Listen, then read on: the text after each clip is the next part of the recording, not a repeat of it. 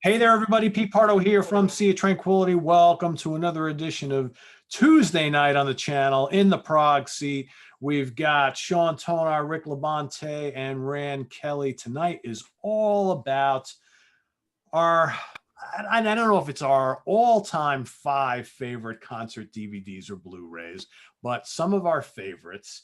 And I think it's pretty applicable to kind of do a show like this because now we're starting to see things opening up out there in COVID land where bands are starting to announce gigs and tour dates and people are starting to go back out seeing live shows again, although some people might be holding off a little bit for a couple of months to see how it all goes. But in the interim, for those of you who are maybe not quite yet ready to head on over to Madison Square Garden or Wrigley Field or, the Philadelphia Spectrum. Is the Philadelphia Spectrum even still around? I don't even know. Anyway, places like that. If you're not quite ready to do that yet, how about in the comforts of your own home, you watch some really cool concerts available on DVD, Blu-ray, or streaming, whatever. So we've each picked out 5 Prog and Prog related concert sets that we're going to talk about. Everybody's going to go through their 5 each turn. We're going to start with Sean. We're going to go Rick, Rand, and myself. And then if we have some honorable mentions, we can tackle that. So Sean, kick us off with your picks of the day. Well, thanks, Pete. And thanks for thinking up this subject because I've been a collector of these since the early 90s, back when they were on videotape, obviously. That Yes Years documentary, you remember that one? That just set me on a 10-year journey trying to find every piece of concert footage that was in that. And it was great to get a hold of it. But nowadays you can, find most of this stuff on DVD. I'm going to start with one that you might not even know happened. Imagine this: a super group with the likes of Keith Emerson, Simon Phillips, Joe Walsh, Skunk Baxter for Steely Dan, John Entwistle on bass, and kind of an 80s hair metal singer guy named Rich Livingstone. Anyhow, this group is called The Best. And this is something that you would probably need to find as an import. This is a concert that occurred in Japan, and I think it's the only place they ever played. And it's got an interesting mix of tunes from every one of their bands. And it's really cool to see Keith Emerson playing Steely Dan tunes and other things, see some of your favorite people slightly out of context. Like, again, John Entwistle, imagine him playing Keith Emerson's stuff. Well, he can do it.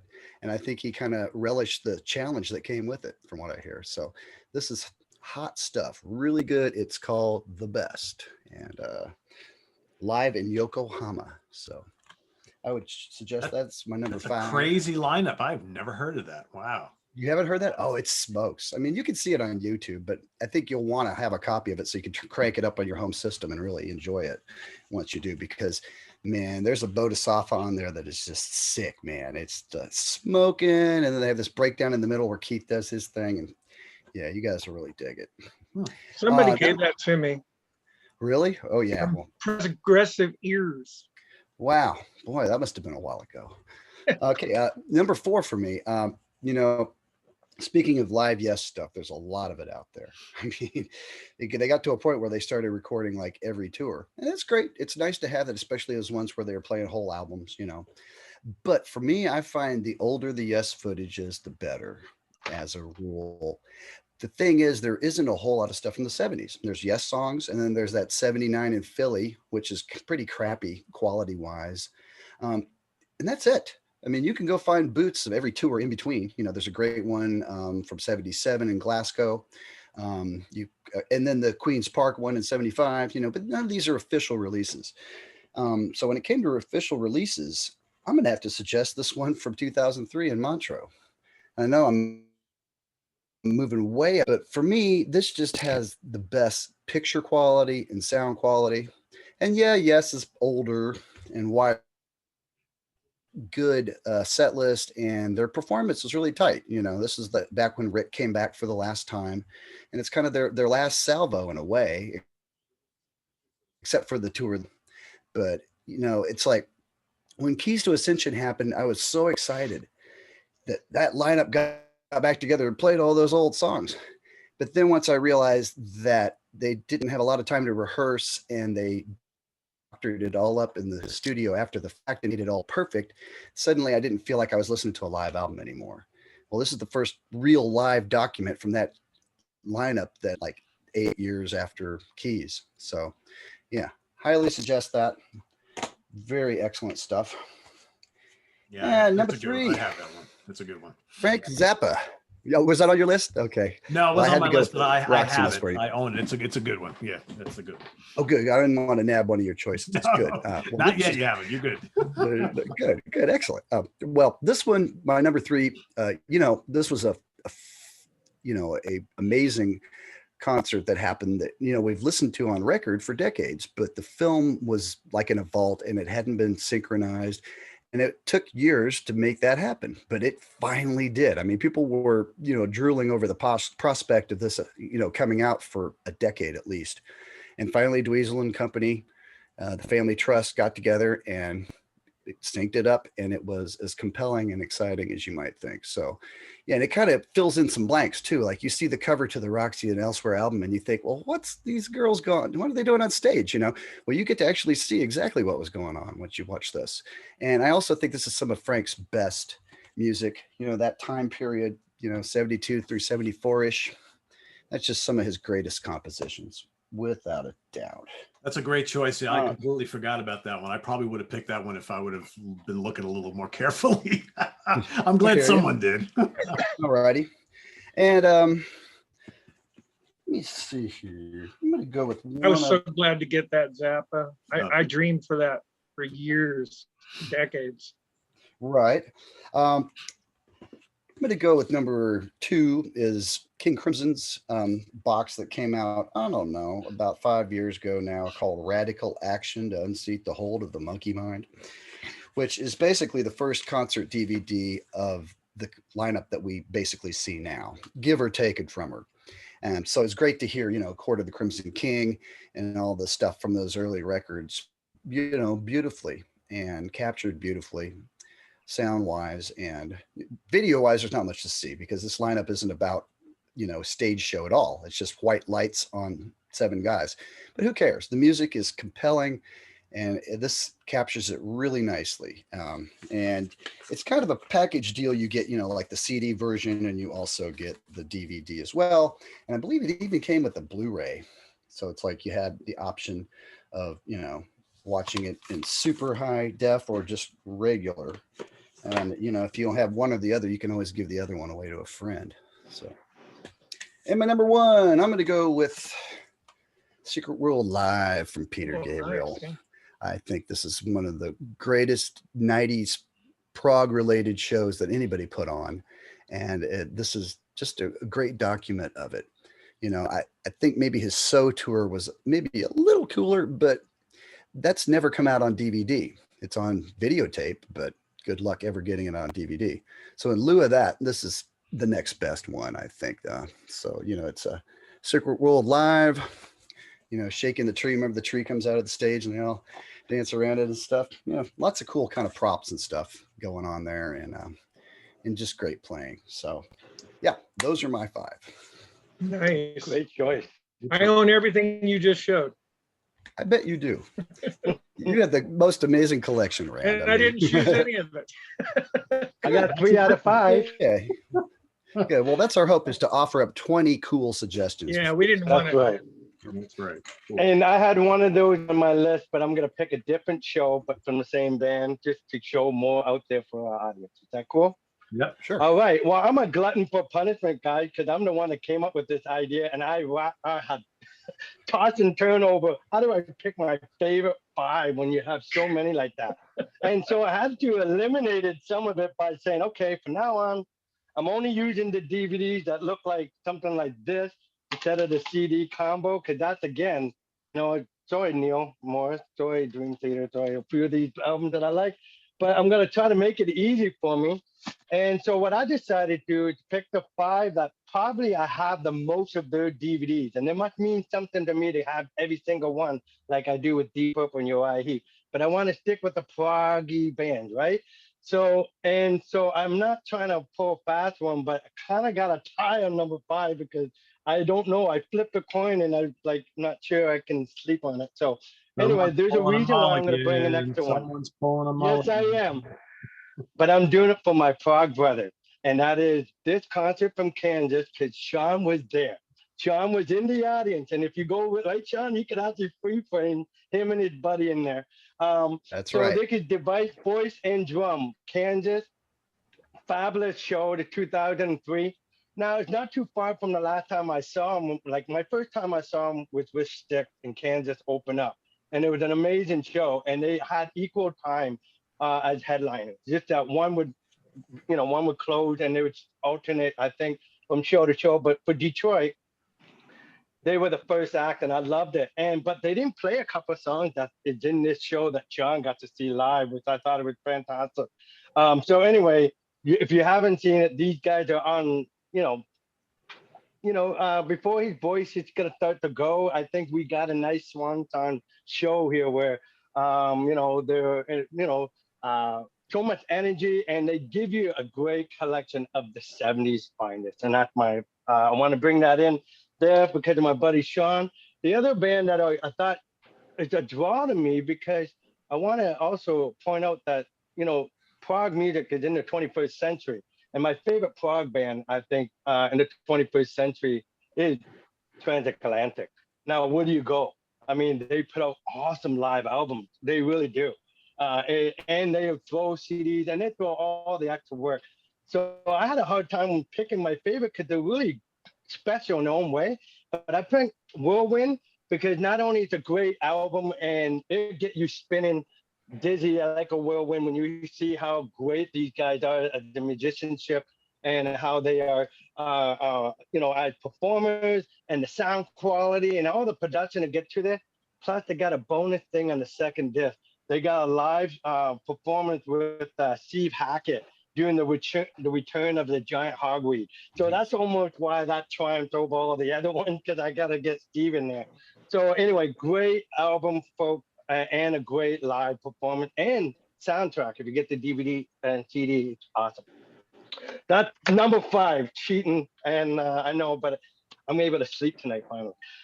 So number 4 would be Marillion, and this is a good album, a good DVD. I mean, because it's the first one of the Marquise, and Fist's voice and performance is awesome, but it's just only the first album, so I had to pick this one.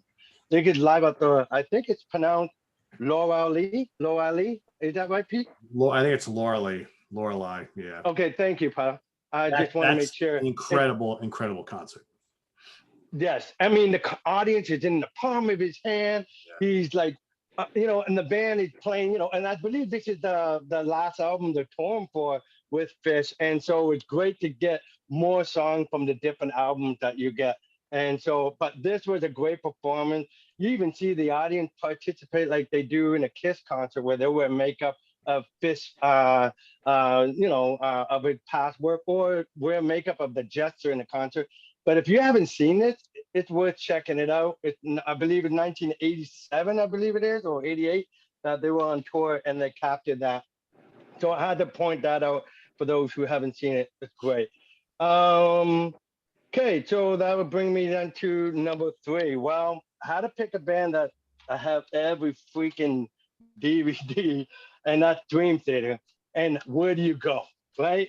And so I want to mention a couple of things, because first and foremost, my buddy Pete is attended one of these shows. I believe it's this one, right, Pete? Is that the Score concert you went to? Sure. This was a fabulous show. If you haven't seen it, it's got the orchestra. It must have been magical to watch that. Yeah, it's a good show. Yeah. So I didn't know it was between these 3 for me. I was thinking, because I mean, when I think about the Scene from Memory, that was what got me into Dream Theater. But I really like this one a lot. This seemed to be the one I go to live Budokan, and I think this with the double disc and all those bonus features, I don't know, I struggle with this one, but if you didn't know that Pete was at the actual show, the actual show, so I thought it was worth mentioning. But Dream Theater had to be there, and because it's not only do you see a dynamic, music and people pulling it off live, but they got a front man that's commanding the stage and doing the thing. And Yeah, it's a great show, and you can't go wrong. And I had to pick with the years of Mike Portnoy because watching him on stage is like watching a front man. It didn't matter what project he in. He's like he's so captivating to watch. So I had to mention Dream Theater. Of course, I have to go into number two. Has to be the Canadian treasure, Rush. But where do you go? Where do you go, right? Because Rush never really put out a bad DVD. And but you know what really brought a lot of emotion the last time I watched it, because I went through all this again, because I knew I had to sleep at night, got to make sure I make the right decision. I could have picked easily, extra stage laughing and all that, but the one I really gravitate to for today, at least this week, is the R40 Live, because they knew this was coming to an end. And the way they did this set list going backwards in time, and it was kind of cool because if you haven't seen this show, I don't know if you saw the tour, but they would bring the instruments according to that period. Started off with all the technology and the washing machines. Why they have the washing machines? Because they use monitors, in-ear monitors. They don't use the amps anymore. So they just put something there, something to be funny, that we gotta have something there. But as the show go backward in time, they bring up the big Marshall stack, or they change it, all his guitars that he would use in the 80s, and then bring back the Les Paul, and go to the retro path. And it's kind of funny that the people the same people wear the red uniform and moving pictures you see on the album cover, they're bringing the gear back and forth, changing according to time. And I guess it's because the show was in Toronto. It was one of the last stops and would be one of Neil's last performances. It really hit me when hearing them do that show. And it was almost flawless. I mean, Geddy's got to sing in the voice that he can sing, but he made it musical, did a really good job. And I know I could have brought up a lot of the great Rush concerts because there isn't, they're all special for that time period. But if you haven't seen them go out with a bang, it's just a way to check it out. I was really impressed. I almost put the Clockwork Angel one because I love that album as a swan song performance. But this is a great set list. Let me read a little bit of some of the things. Of course, they go backwards from every album and very rarely miss a album at all. I think they miss. I think the only thing I don't see here is anything from Fly By Night. Oh, yes, they do have Anthem. So anyway, it goes all the way back. And there's two sets. So every time they took a break, they would change and they would dress a little bit according to the time period. So anyway, if you haven't checked that out, it's a must, and you should do so. Of course, the one that has the most DVDs in all my collection of for prog rock and roll, that is, it's going to be the beloved Yes. And to do that, I'm going to move all this stuff around. I got to dig for all this. Rick's probably got these mountains of DVDs surrounding him. Oh, yes. I'm piled. I can't even get up probably without stepping on one like a minefield. There's all kinds of great records. See, these are the one I had on the list, but I'm going to pick one similar to Sean, but it's the same tour. Just that wasn't done at Montrose, was done in your country. I believe, if I'm not correct, it's Boston. But anyway, it's the 35th anniversary show. The difference between the one that Sean showed you, which had three most important songs that this show don't have, I have to mention them.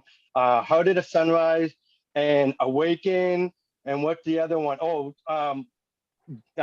Peter's Siberian Come True. That's right. Those three songs are a must, but there's 17 tracks here, 21 here. So you're gonna balance that out. But they got some great material like Starship Trooper and a few others. It had all the mandatory ones that I needed, especially like South Side of the Sky on both of them. But this was a little on the bigger production. They kind of a more small scale in terms of the stage production between the two. Both good concerts, but this is fabulous. And it was the exact set that I saw at the Palace of Auburn Hills in Michigan that they performed it. So this is near and dear to me because it's like in this show, in the very same spot, John goes wireless to the floor, and he came right up to me, and I said, "Hi, John." He gave me a high five. So I think that's why it's so special that I mentioned that particular year. And You gotta love that lineup. So that's my number one is Yes, because they all through the years of all the concerts, they always bring out some stuff like a deep cut that some of these DVDs don't have. And that's why they're worth getting. Even if the lineup are changing, you're always getting something unique about that DVD than the one before. So that's my selection. That one has that cool version of Mind Drive, and they hadn't played Yeah. that ever live. 10 years later, they finally got around to it. And also introduced a song from the Key Studio. I like that a lot. And it's what is it? To Be Over. I think it's on there. Pretty good song. Very rare. Never done too much live. Oh, that's Steve does that as a solo piece on a guitar. Bring Me to the Power, I think, isn't it? Yeah. That's I think that's the one you're thinking of. Good stuff. Yeah, the Key stuff is Cool. fantastic. I mean, all those studio tracks are like beyond great. Yeah, it's a shame Rick didn't join them for that tour, and he was going to, but there were like conflicts with schedules, so he couldn't do it. So they went into the whole Open Your Eyes era instead, which was good. They played most of the cool shit we wanted to hear, cool stuff we wanted to hear. Excuse me. Yeah. Well, Yes does full albums. They can do Key Studio anytime. I'm ready. I don't know, without Rick and without John though, or any of them really, and without Chris, I don't know how motivated they are to do that. You have to see how they do I'd love to relays. see it, obviously, but There's a new record in the can, so we're going to find out soon You enough, know that. Yeah. what this new Yes for 2021 is like. Fingers crossed. I'm not holding my breath, guys. But Yeah. I'll always listen to it, and I will always be positive about it when it comes out. But we'll see. Well, you saw him last year, right? The 2 years ago with the ELP and the Moody Bloom. Yeah, you and I had talked about it. That guy that played in the ELP, he's on my album. David, he played the bass for that concert, and I think he stepped in for the Asia part too. I think, did he not? But anyway, that was a good show though. But it wasn't, the same without. I'm so used to John Anderson. To me, that's still the Yes voice. But I gotta say, John Davidson, I believe his name is. He sounds really good. Yeah, he really sounds good. great. Yeah. He give it an honest effort. I've seen him, I think, 3 times with him, and I have no issues with him. It's a couple of the other guys I have an issue with that I don't know. I've seen Yes, other than Dream Theater, I've seen Yes more than any other band. And the last 2 times I've seen them, they sound really tired live. I hate to say it because I love them, but I don't know. Well, I thought the addition of Jay Shellen added some energy that was lacking the prior couple years. Just True. Just my 2 cents. But that's, adding an extra guy, it's just what old age, I guess, requires. Yeah. What is true though, like I have some DVDs like this one, How to the Blue Light, got some great stuff that you never hear them do live, but when they do You're Just No Disgrace, that but it's so light, dun dun dun. It's not bam bam bam bam like we heard on Yes song. It's not so the dynamics is not there. It's very light touching. Yeah. And I think that's where I think Pete talking about. I don't think the power behind some of those songs that we've been accustomed to are there live anymore. Some of songs, maybe they're physically demanding, I'm sure. Before he kind of like stopped playing live full time, I mean, Alan just wasn't bringing it live at all for years. You had, without Chris, I mean, no offense to Billy, but, Chris was a musical presence and force. And I haven't been crazy about Steve's guitar tone live for a long time, actually. Yeah, I don't know whether it's the amps he's using or what. I haven't liked his live sound in a long time. He keeps changing his gear, back around the time of the DVDs that we suggested, the early 2000s, he had your typical pedal board with some Fender amps, and then he got really into Line 6. Yeah. And, modeling amps they've gotten much better in the last 20 years. I'll put it that way. Lately, he's using the Line 6 Helix and with some powered cabinets that Line 6 makes, and he loves it. I was chatting with his tech, Andre, about that not too long ago, and the day that they hooked that new Helix up with that powered cab, Steve hit one chord and he turned around and he was like, wow, so maybe the most recent one is the best one, and we should go check them out this summer or fall if that's an option. So Cool. Rand, what do you got down? Yeah, what do you got, Well, man? I'm gonna love Steve Howe for the rest of my life. He's my favorite guitar player, so to me, he can do no wrong. Well, I'll Anyway. never turn down a chance to see him. Moving right along. Okay, a lot of people didn't get to be as blessed as I was when I saw my first Genesis concert. It just happened to be performing the entire Lamb Live down on Broadway live, and my friends said they don't do encores. We'll never see encores. Well, they did. They did Musical Box and they did Watch of the Skies. But you can't see that anymore. And there's only one band out there that people really realize that can do that stuff. And if you squint your eyes, you'd swear to God you were seeing Genesis in 1974 or 3. So I'm going to go with number 5 being the Musical Box performed Selling England by the Pound. Oh. This I'd like a copy is of that. luckily I just happened to get a copy from the band. They sent it to me for free. I think I met them on Progressive Ears. Never heard of it. But anyways, this is phenomenal. This has they open with Watch of the Skies, then they do. It's not like Selling England like in album order like Steve Hackett does. It's all over the place, You'll but like they do this Battle of range. Epping for us. Yeah, that's the one. Supper's Ready. What do you got? Is that the same thing? Yeah, that's the cover. I've had it framed on my wall for. Oh, but 20 you don't years have the almost. DVD. Oh, I see. No. Anyway, they do Supper's Ready, the Still the Knife, poster. and then they do a bunch of stuff off the Lamb. It's really good. I don't know if you can still get this, but if you ever wanted to see what Genesis was like when I saw them, this is the way to go. Or try to find the one where they do the entire Lamb Live down on Broadway. Okay. Yeah, I've And seen them that's do number- Selling England twice, man. It's phenomenal. Right. Yeah, it's amazing. Yeah. The Yeah, Lamb show is amazing the too. Hackett band is unbelievable. I'm so happy to see that. I have to say, for my money, I've enjoyed Hackett more as of late. I mean, I loved the Musical Box 20 years ago, but it just seemed like they were kind of going through the motions the last time I saw them. Meanwhile, Hackett's band was, on fire. They were really bringing it. So, Yeah, and he seems really jacked to be playing these songs again, which is important, right? And he's absolutely. part of that whole history. So I In think Musical Yeah, Box, so I like that lineup that's on that DVD the best. When they had Martin LaVac on drums, he was the best Phil Collins ever. And then he left, and the singer they have that was doing Gabriel just put on a beard and faked Phil the best he could when they started covering Trick of the Tail and stuff like that. And I just thought, you guys kind of missed an opportunity. You should have covered this stuff when Martin was in your band, because he was perfect. He was the perfect Phil. And actually went and started his own group that I forget the name of, Turn It On Again or something like that. Didn't last very long, but kind of specialized in Phil era stuff. So sorry to interrupt. That's all right.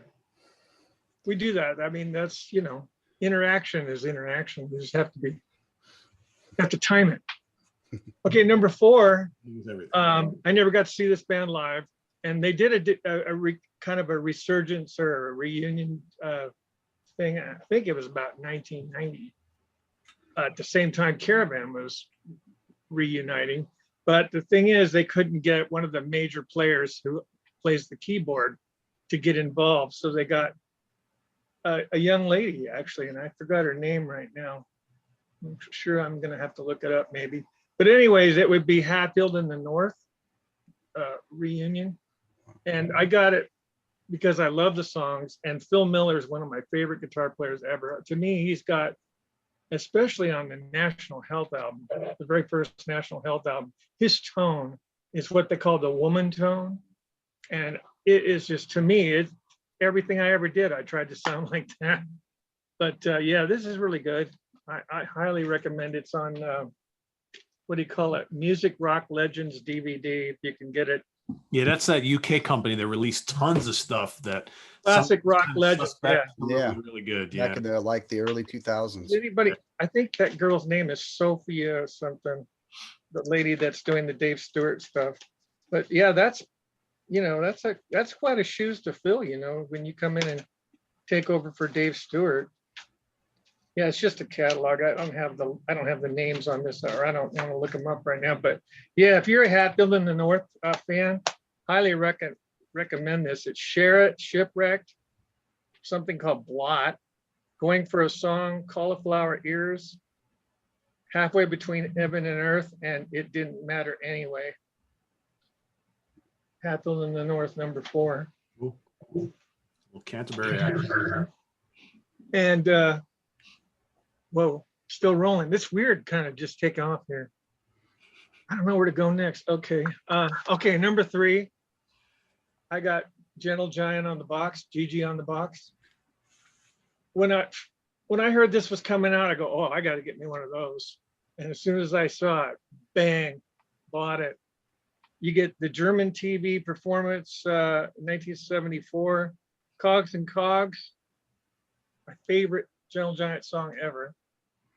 Opens, Proclamation, Funny Ways, The Runaway Experience, features from Octopus, which highlights Knots live, which is, as you all know, it's just phenomenal.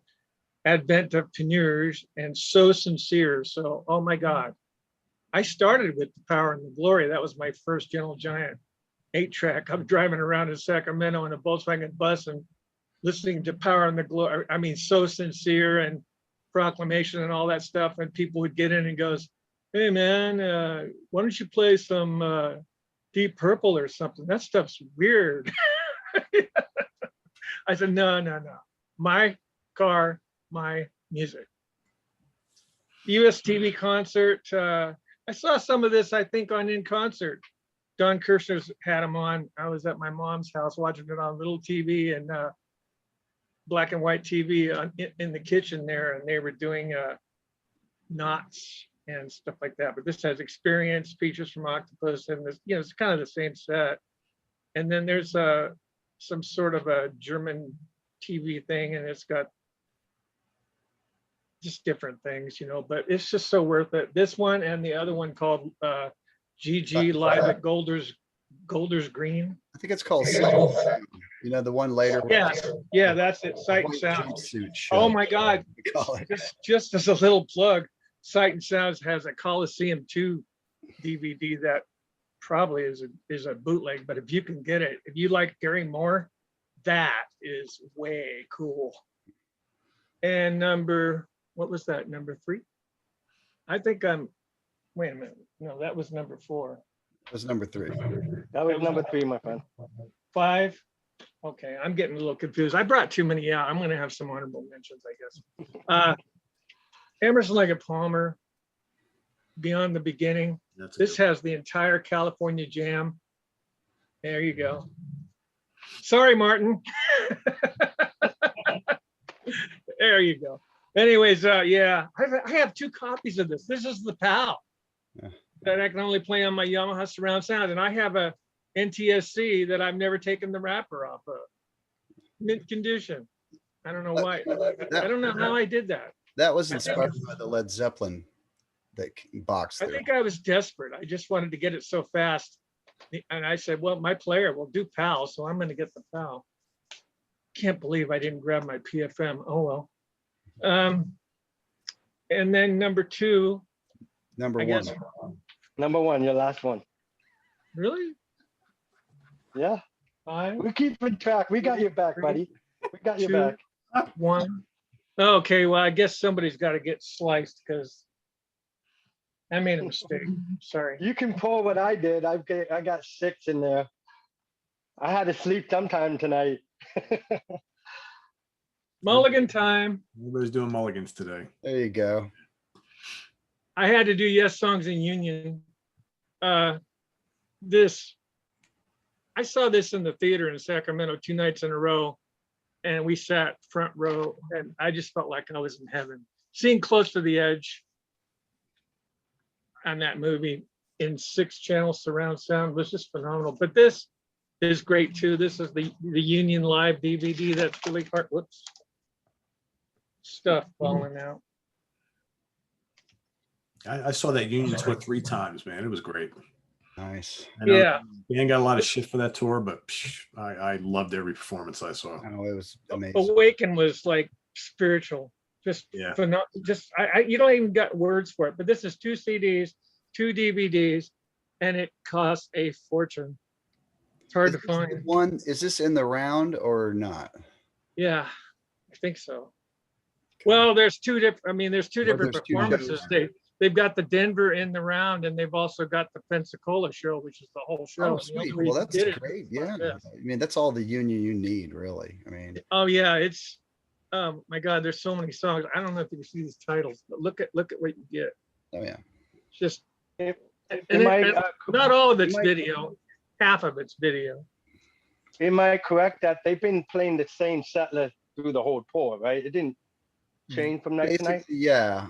I saw him in April in the round at the Oakland Coliseum or Arena indoors, and then we saw him in August at Concord Pavilion, where I happened to be seeing King Crimson on August 5th. And speaking of King Crimson, here's my honorable mention. Deja Vroom, because I was at that, I got to see this first time I ever saw King Crimson. I got to see the Bill Bruford, Tony Levin, Pat Molasta, The double trio. Mr. Drummer guy. Smoking. Double trio. Yeah, that's a double trio. Yeah. And That DVD blew my mind. That was amazing. Well, it was so hot. It was so hot in that it was called the Warfield Theater. They had to open the doors because the air conditioner had broken down. I believe that was true on the DVD that Rick, that Yes DVD that you suggested. Songs from Songus. Yep. Same thing. The air conditioning was broken that night too, from what I remember. And they say that affected Yes's playing, that probably Steve Howe had a problem with it. A bit. It's hot. Let's get this over with. The Songus show is good though. That's a good show. Yeah, it was. I know. Yeah. I know. Oh, I want to say something about that Montreux concert too. Chris Squire, the cameraman, can't seem to find him very often. You're right. There isn't a lot of Chris on that one. That's my one complaint. My biggest disappointment in that video, I have 18 Yes DVDs, and my biggest disappointment was the cameraman at Montreux didn't seem to like Chris. Yeah. For that reason, the one that Rick suggested is better. But I think they're kind of a pair. It's almost like you need them both because they're both back-to-back tours that really encapsulate that era, which I think was maybe Yes's last grand hurrah in some ways. Yeah. And they also put out an interview DVD called Yes Speak between those two shows. So if you wanted to check out, and then there's a bonus disc on there that did the whole live concert of the set, and it combined the one that between the two sets that me and Sean shared. The director's cut? Yeah. I have all that stuff. That's the one that with Roger Daltrey doing all the narration on it. Right. That's correct. That's right. Yeah. And he did a good job. Yeah. There's way too much Yes stuff on video, man. Holy cow. So many. I know. That's why I put him number one for me, because it's so many. Yeah. That must mean that I like him a lot. Hey, you guys, you have this one? Hey. Yeah, that's pretty fun, actually. The acoustic. The coolest thing about this is Chris Squire plays a fretless Martin acoustic bass on every song. Wow. I love fretless, right? I like Rick's kind of play on the piano the whole time. Rick does a humorous play-by-play on that too, if I remember correctly. So yeah, I didn't get that for years, and then I got it, and it's like, gosh, this is a lot better than I thought it was going to be. So yeah. It was his idea to swing roundabout, which I don't like. I don't think. But whatever. If I played that song 2,000 times, I'd be dying to do something different with it too, I'm sure. It's not a shuffle. It will never be a shuffle. I remember seeing them at Madison Square Garden sometime in the 2000s, and they played it that way, and I was like, what the hell is this? I mean, I'm sick of that song enough as it is, and then I'm like, I don't want to even hear it that way. It's like, oh, I hear you. Oh, thank you. Well, I got to commend you guys. Nobody picked my picks. I'm shocked. I thought I had one or two that I thought might have gotten picked, but I remain unscathed, so I can just go right ahead, break into them. All right, so Jethro Tull, Around the World Live. I have a whole bunch of Tulls to choose from. I was like, this one's kind of cool because it's got 4 discs, all these different shows. Disc 1, it's got 2 tracks from Isle of Wight, 1970. and then a whole set from Tampa, Florida, 1976. And then it's got a good chunk of a full show from Munich, Germany in 1980. So that would be the one with the binoculars. Yeah, exactly. Yeah, the 80. Yeah, that would be Stormwatch. And then disc 2, you got a couple tracks from Dortmund, Germany, 1982.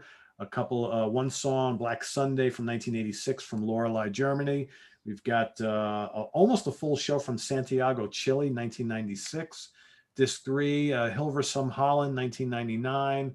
London, England, 2001. Another song from another England show, 2001. Montreux, Switzerland, 2003. Ian Anderson interview. And then disc 4, an entire show from Lugano, Switzerland, 2005. And Wow. it kind of We get one of those.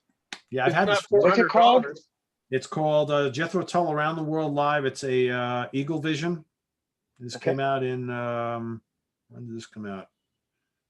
2013.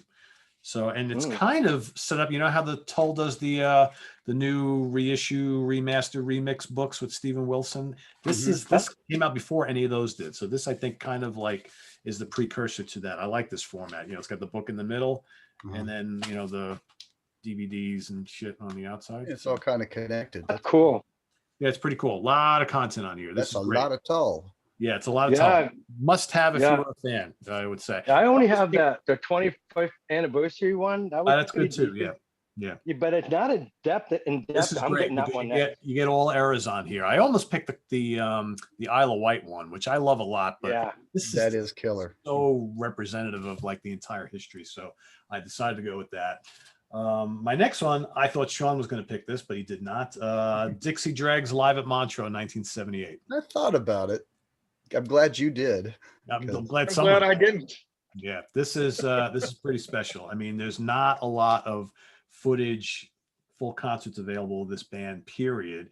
And this is way back in the beginning. So you get, it's got a great set list, all early stuff, obviously Free Fall, Leprechaun Promenade, Country House Shovel, Patchwork, Attila the Hun, The Bash. The Bash is sick on this. Night of the Living Dregs, Wages of Weirdness, Take It Off the Top, Catherine, and Dixie. And then you got some bonus stuff as well from the Dick Clark show. So, and Don Kirshner as well. That thing is filmed beautifully. That's a great set list. Yeah, so well lit. Yeah, but they didn't do Odyssey. I love Odyssey. No, I know. But for what it is, it's pretty fantastic. And this is Morse, Mark Parrish, Alan Sloan, Andy Weston, Rod Morgenstein. So a very early lineup of the band. Yeah, it's great to see, Steve with his original Frank and Telly. I know, right? I haven't seen any other Thing live. is a beast, right? Yeah. Yeah, that thing's amazing. Got 6 pickups on it. He gave it to Rod Morgenstein's wife, actually, I think. Really? Yeah. Wow.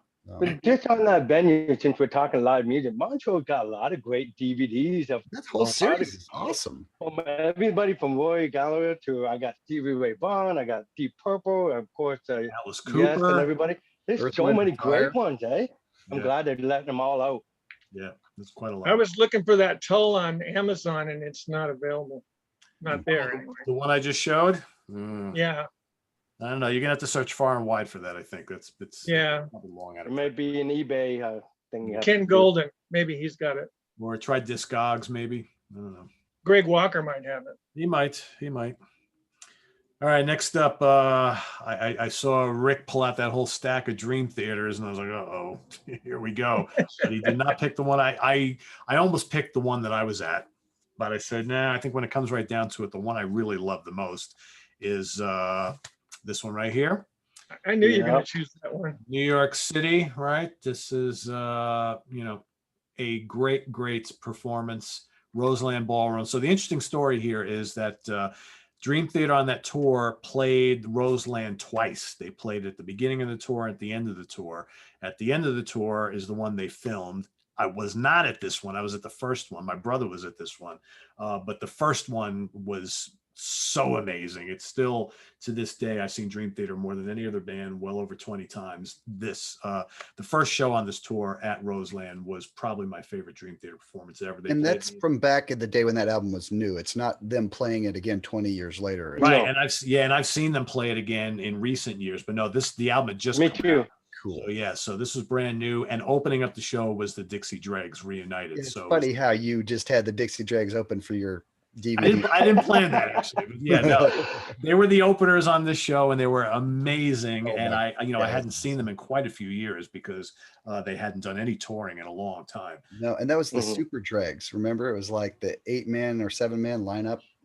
And it had what's his face from Mahavishnu on violin. It was just Yeah, Jerry Goodman, but they had Jerry Alan Goodman. Sloan also, and they had Andy West played guitar most of the night, but he played a little bass also. Yeah, Yeah, that was amazing very stuff. special. So Rich saw that show with the change of season extra bonus that's on there, and like that was amazing. They played that whole half an hour on that show. I almost picked that one. The only reason why I didn't, because I've seen it so much. I've been going for the ones I haven't had as much time on.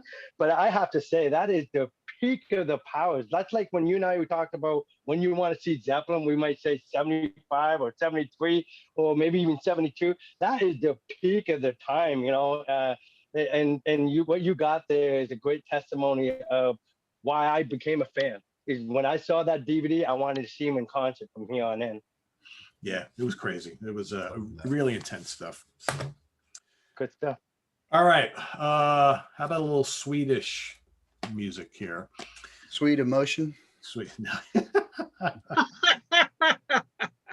Opeth live. Oh my gosh. Loyal Disharmonic Orchestra conducted by the powers that be at the Royal Albert Hall in 2000, what was this, 2013, 2010, recorded April 5th, Royal Albert Hall in London, England. This is amazing. Of course, this was the anniversary of Blackwater Park. So, of course, they play the entire album in its entirety, followed by a bunch of Opeth favorites from throughout their career. They tried to hit most of their albums. So DVD 1, you get from Blackwater Park, you get the Leper Affinity, Bleak, Harvest, The Drapery Falls, Dirge for November, The Funeral Portrait, Patterns in the Ivy, and Blackwater Park. And then on DVD 2, you got A Forest of October, Advent, April Ethereal, The Moor, Wreath, Hope Leaves, Harlequin Forest, and The Lotus Eater. So, yeah, there were a couple. I almost picked the Roundhouse tapes, which I love, but this is just so special. I mean, the band looked so amazed to be playing there. And Hey, Rick, what Deep Purple album inspired that cover? You recognize that? Yeah, the Encanto. The Concerto for Guitar and Orchestra. It's like they deliberately made their cover look the same. Yep. It's kind of neat. That's what the hall looks like with the lights turned on. Yep. Cool, Just Pete. it's cool to see a band like this playing at the Royal Albert Hall. I mean, at this point in time, they hadn't fully moved on from their progressive death metal beginnings. So this was right around the same time where they were ready to make that move. So this almost like signals, their change in sound and style, which came shortly thereafter. But man, it's so good. It's so good. So I had to pick that, and it sounds and looks spectacular. I would love to get this on like high definition Blu-ray at some point. I don't know if they've ever released it or not, but Another great choice, my friend. thank you. And then the one I'm amazed that nobody picked, because I thought for sure that this was going to get picked, but I'm glad it didn't, because now I can talk about it. Pink Floyd live at Pompeii. Oh, wow. Yeah, of course. I mean, this is like the grad. He's got it for us. Yeah, there you go. I mean, this is just For my amazing. honorable mention, number one for that one. Again, this is Yeah. more of like a movie, but still, it's a performance film. And man, this is like one of the, whether you're a big Pink Floyd fan or not, how can you not be completely moved by these guys playing out there in like the middle of nowhere in this in the ruins of Pompeii? It's just the coolest thing ever. And I still will never understand why, and I know they made this available on some box set or something like that, but why they never released this as an official live album back in the day. I never understood that. Never. Even, it's like I always talk about that. People are like, oh, but you can get it if you buy that big, huge box set that costs like $500 and it's got all the audio from this. It's like, no, that's not what I'm talking about. I'm talking about an actual Live at Pompeii live album, Right LP, available on its own for a normal price. But man, I love watching this. It's just so amazing to look at. And it's, again, so simple, right? Sometimes simple is better. And Now, Pete, did you first hear that like when it was on videotape back in the 80s? 'Cause that's when I think Yeah, I had it. It was, I either, you know what? I don't remember, Sean. I either saw it on VHS for the first time or I saw it on some cable network. Like when we first got cable, like in the late 70s, it was on late night on something. I don't remember. Right. Okay. But Well, I I just remember, you remember it was like you'd go to the video store and look at the music concert video section, and it was really puny. Yeah. But that was there, and Exit Stage left, and it all remains the same. Yeah, you know. Yeah. It'd be like, okay, Yeah, I'm gonna that's how read I the got it. VCR and go home and copy this. Yeah. There's always some mystique Well, about this whole thing. I mean, it's just Yeah. stuff. That's what I wanted to say. You know, we unfortunately Pink Floyd for that lineup never filmed the "Wish You Were Here," tour or Animals. That would have been amazing. A live album from that period. I can't They believe did that doesn't have exist. the Wall. They have a video on them performing the Wall in the '80s, but they have a whole crew of players with them. But like I agree with Pete. I don't go for the live in Venice that he did post Roger Waters leaving or the other. I mean, they're good shows for what it's worth. When I go to Pink Floyd, I go for that one, right? There's Even no though comparison. what Pete said, obviously he must have played a role in getting David to make a live album in Pompeii. Because people were saying, why didn't you record something there? And he revisited that area. And he said it was kind of spooky because it was almost the same eerie feeling he had when he was doing it the very first time. But yeah, I agree with it. I think it's a great music, and Echoes is my favorite track in that whole performance. I love Echoes. I got to ask you guys, did you like the director's cut where they put all these modern pictures of nebulas and satellites and things? Absolutely not. It's a little. Yeah, I was glad that they put the original one as a bonus, and that's the one I They always give you the watch. choice, and that's nice to get the Yeah. choice, you know. So one thing I hate is a change that you I can't. know. But to the younger people who never saw it back in the day, they don't know any better. So Yeah, no, I mean, yeah, it's not that big of a deal. But if you saw it originally, it's just like, Well, I think musicians want to see musicians play. I mean, I know. Well, I saw that movie in Sacramento at midnight, 2 nights in a row near a college called American River College, and it was unbelievable. We were just like, oh my God, it was in quadraphonic sound. We sat right in the middle of the theater because I kept telling them, we need to be in the center. If it's in quad, we need to be in the center. So we got in the center because everybody wanted to sit close. When the curtains opened up and you hear Rich Wright's tink sound on the piano, and it was like, oh my God, we're going to get echoes. Exactly how it And they get sounds. halfway through it, Mhm. and they get halfway through it, and then they're in the studio doing it, working on Dark Side of the Moon. And I'm going, where's the rest of the song? We had no idea they were going to split it up like that. Then they ended it at the end, you know, but which is a technique they use for Wish You Were Here for Shine On You Crazy Diamond, right? Yep. But the anomaly about that movie is David Gilmour's busting his ass trying to get the perfect solo on Brain Damage. And you get the album and he never used any of it. right. And they go, feedback, Jill. And he goes, feedback? Christ, where would rock and roll be without feedback? Best line in the whole movie. I hear some of those licks when I play the album. You know, the da da da da da da da. There's one little lick he does that never made the record, and I still hear it every time I listen to it later. Yeah, I know. It's ingrained. If you watch that movie enough, it's ingrained in your head. You'll hear where he was putting those parts down. But Exactly. somewhere along the line, and it was probably David, who said, you know Can you what? imagine what else we don't got from that whole footage of the studio?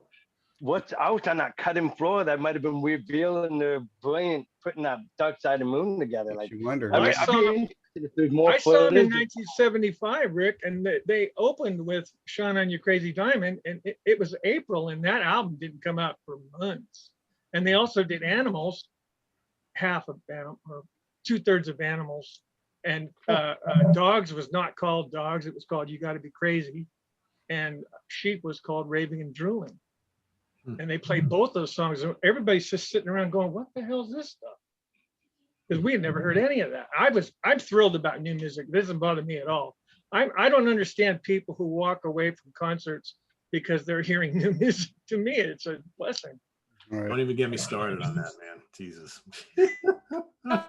No, I love your rants, man. You got the best rants I've ever Well, I will seen. never understand that mentality, but hey, that's an argument for another day.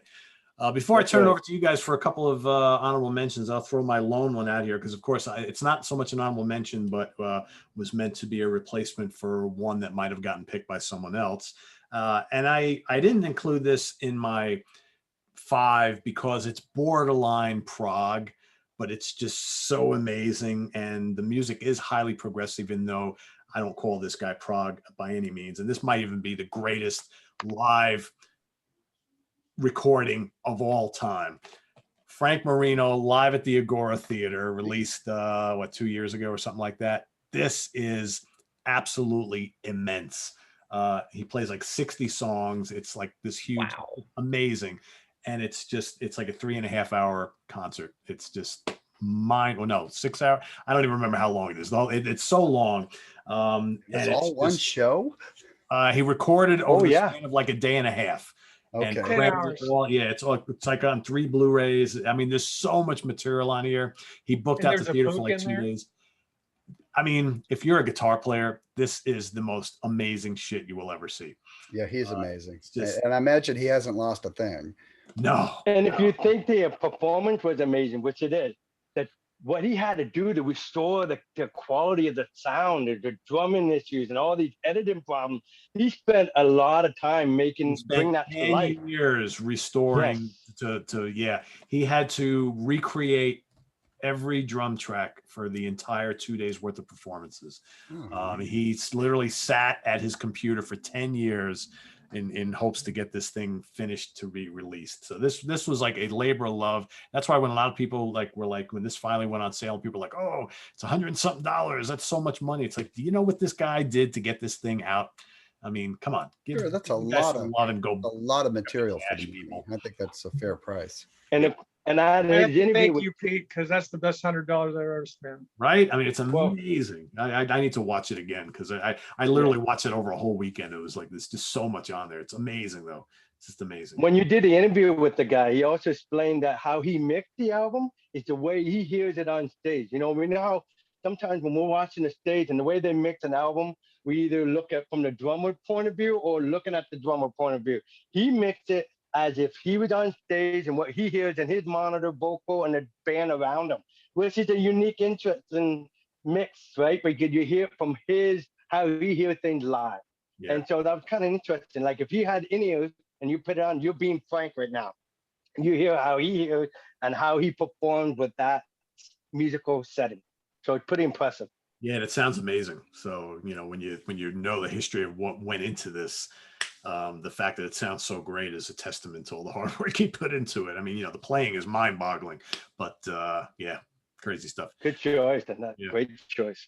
Sean, you got a couple honorables? Yeah, I got a few. I'll just be brief and not go into why they're amazing, but trust me, if I'm suggesting them, they're awesome. Mike Keneally, band Bacon at the Potato, killer. Todd Rundgren's Utopia, Oh, that's amazing. back for a final lap a couple years ago. They do one set of the early stuff and one set of the poppy stuff. It's awesome. Yeah, that is great. It's one of Pete's favorites here. Lots of chanting and droning, and yeah, that's right. But if you like Magma live, this is pretty smoking. Thus Hamdak. And that Genesis tour from last time around. We're probably going to get more of that this year. And that's fine because this was pretty darn good for the vintage of the band at that point. It's excellent. And it's beautifully mixed and visually stunning. I mean, it beats any other live Genesis DVD when it comes to sound and visuals, I think. I almost picked that. Yeah. And Moog Fest, the 2006. This has a great performance from the Keith Emerson Band doing all of Tarkus. And we've also got people on here like Jordan Rudess, Bernie Worrell, the Mahavishnu Project, and Keith Jan Hammer. So yeah, totally killer stuff. And another quickie, an exercise from Porcupine Tree. Steven Wilson has a lot of great live DVDs, and we got to mention a few of them. And this is probably my favorite one of the Porcupine Tree stuff. I just got that a couple of months ago. Still have to watch it. And my last one, I'm surprised Pete didn't mention this, but Prog Metal is still Prog. And I think this is one of the greatest modern Iron Maiden live DVDs. They play all of their old stuff. It was tours, basically looking back and playing stuff from the first 6 albums, and it's killer. So Got that one too. That's awesome.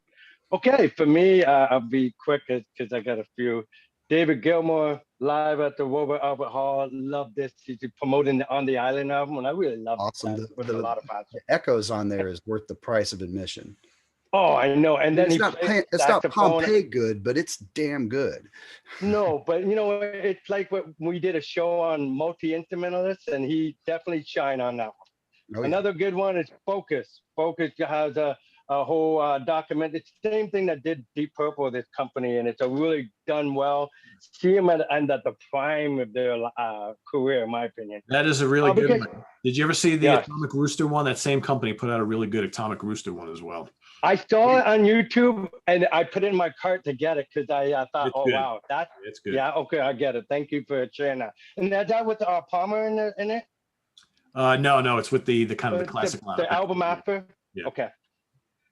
Since you mentioned other Genesis, I'll bring one up for, good measure. Three-Side Live.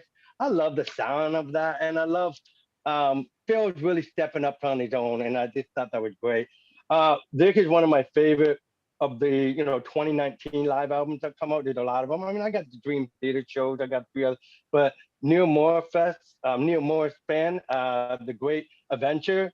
It's a great concert and amazing, and it goes to that show we're talking about, because like Pete said, Neil rocks, man. He plays every instrument. He's dramatic. He's just phenomenal. Of course, the band is top notch. I don't know if you've seen it in the latest Mike Portnoy post, but he openly admits that that's his dream team band, since Dream Theater.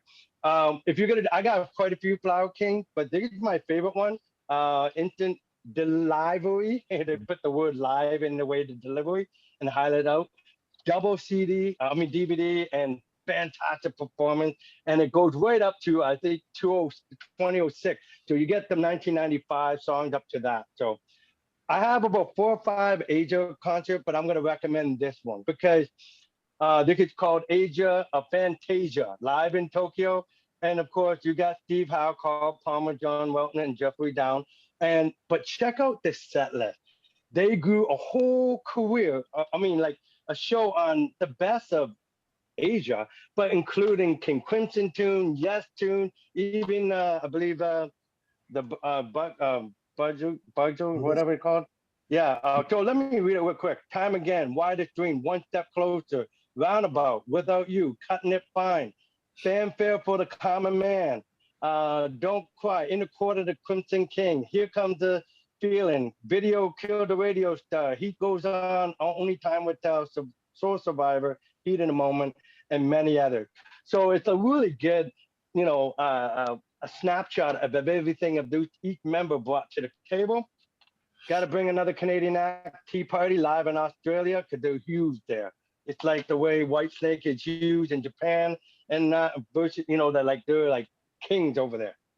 I have to admit, I know they're semi rock and but Stick Return to the Paradise, spectacular.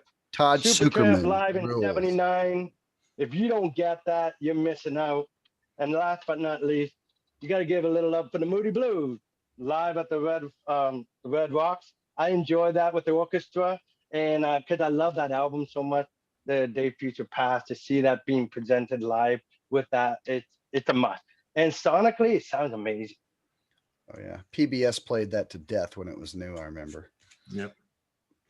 Oh yeah, public television. Yeah, down here. Yeah. Yeah, that's how I watched it for the first time from Detroit, coming over to Windsor. Cool. Any extras, Rand? So, Rand, you got anything left? Yeah. Go easy on us. Thanks for asking me. I'm going to concentrate on one band that I think just put out some magnificent DVDs over the last 20 years. Nice. Yeah, Love Camp. Moon Manish. Now, I got to tell you, there's a technical difficulty with this one. The voice, the movement of the lips, and the picking of the guitar is a little off from the sound, but I guess if you drank enough, you probably wouldn't notice. Good tip. I don't do alcohol, but anyway, this is really great. You're a fan of Pressure Points? and that era, Chris Rainbow. This is phenomenal. And it's got the extra footage and stuff that we only kind of took forever for the Andy to get this out. But Pete Pardo is playing organ on this in a reunion manner at the end. So that's worth getting. Total Pressure. And Coming of Age. They perform Great. the complete Harbor of Tears album, start to finish. That's filmed really nicely too. It is. It's so well done. And Ice on that is, oh my God, that version of Ice, I've never seen him play it that good ever. Lunar Sea is awesome too. And this is really good. This has Tom Brislin on keyboards, the farewell tour. Nice. Okay, yeah. Wow. That's when he moved from California back to England.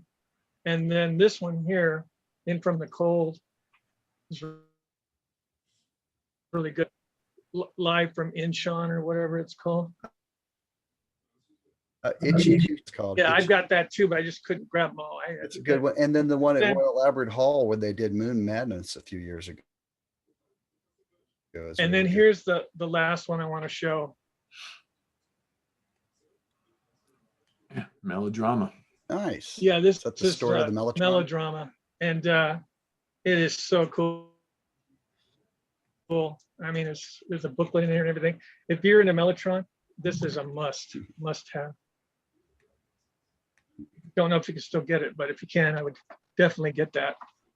And that's all I have for honorable mentions, people. Cool. We got a lot of picks for everybody today, right? And no Yeah. dupes. No duplications. That might be historic. I think it is. I think it is. That doesn't happen too often. That just means there's a lot of really good stuff to choose from in our collections overall. So it's not like we're choosing from a pool of like 50. I think we've got hundreds. I know I have hundreds myself. So Sure. Yeah, we got quite a library between the four of us, eh? Oh yeah. crazy Somebody's going to make some money. Yeah, that's right. So thanks everybody for watching. If you think there's any Prog DVDs, Blu-rays that we missed that you really love, please put them in the comments below. And before everybody starts saying, well, how about the Led Zeppelin DVDs and the Who DVDs? And it's like, we're talking Prog, guys. So it doesn't quite fit into this discussion here. So put your favorites in the comments below. And thanks for watching, and visit us on the web at www.seaoftranquility.org. We're on Facebook. We're on Twitter. Of course, we're here on YouTube. All the All the damn time. For Rand Kelly, Rick LaBonte, and Sean Tonar, I am Pete Pardo. Rand's going to take us out for a little bit. Play us out, Rand.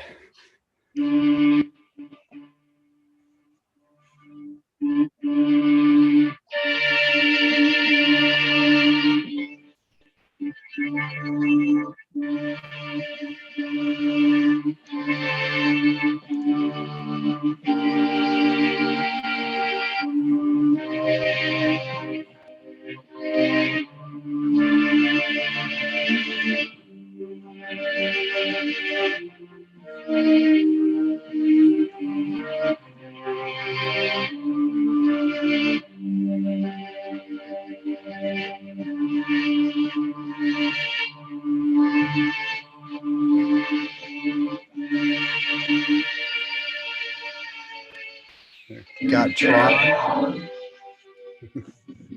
We got Tron. Thanks for watching, everybody. See you next week on In the Prog Seat. Have a good one. Take care.